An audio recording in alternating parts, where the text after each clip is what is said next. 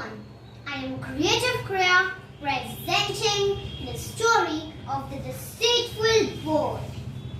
There lived a flock of birds who would find grain for all to share. One of the birds found carts loaded with grain.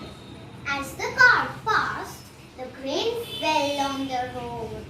The selfish bird did not tell anyone. Every day he would fly to the road to eat his fill.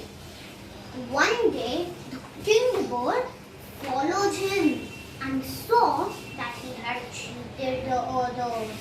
The greedy bird was happily eating on the road and did not see a cart coming towards him.